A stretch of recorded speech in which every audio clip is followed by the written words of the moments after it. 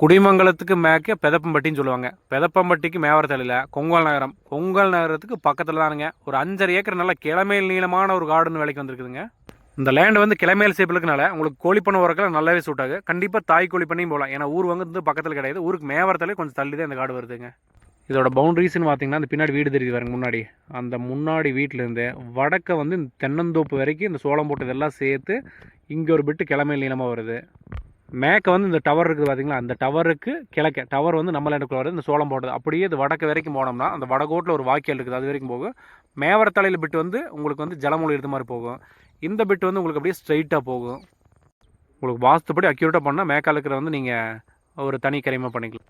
கிழக்கால் இருக்கிற வந்து ஒரு தனி கரிமம் பண்ணிட்டீங்கன்னா வேலையே முடிஞ்சது. இந்த ஏரியாவோட கிரவுண்ட் வாட்டர் லெவல் பார்த்துடலாமா? இது வந்து ஒட்டு மாதிரியே பக்கத்து காடுங்க. கிணறு பார்த்துக்கோங்க. தண்ணி வந்து நல்லா மேலாப்புலேயே இருக்குது. தண்ணி ஊறுற கிணறு தான். நல்லா வந்துட்டு கிரவுண்ட் வாட்டர் லெவலுக்கு வந்து இந்த ஏரியாவை பொறுத்த வரைக்கும் பிரச்சனை கிடையாது. போர் போட்டாலும் கிணறு வெட்டினாலும் தண்ணியாகக்கூடிய ஒரு ஏரியா. இந்த தெம்பரத்தலையில் காட்டில் வந்து பார்த்துக்கோங்க. இது அவங்க தான் இந்த வடவரத்து காட்டுக்காரங்க தான் இந்த விலைக்கு கொடுத்தது. அது டவர் கிராஸ் இது.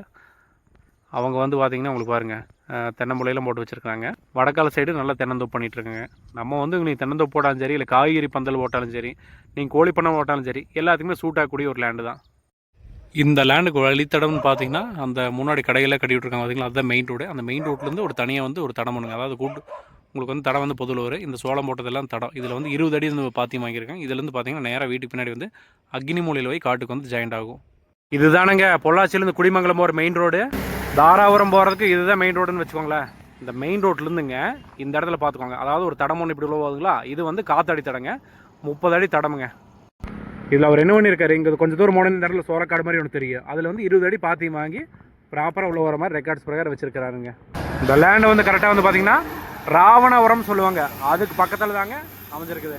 இந்த லேண்டோட விலை மற்றவர்களையும் தெரிஞ்சுக்கணும் அப்படின்னு நீங்கள் நினச்சிங்க அப்படின்னா டிஸ்கிரிப்ஷன்லேயே வந்துட்டு எங்களோட ஃபோன் நம்பருக்கு அந்த நம்பர் கான்டாக்ட் பண்ணுங்கள். Thank you so மச்ங்க.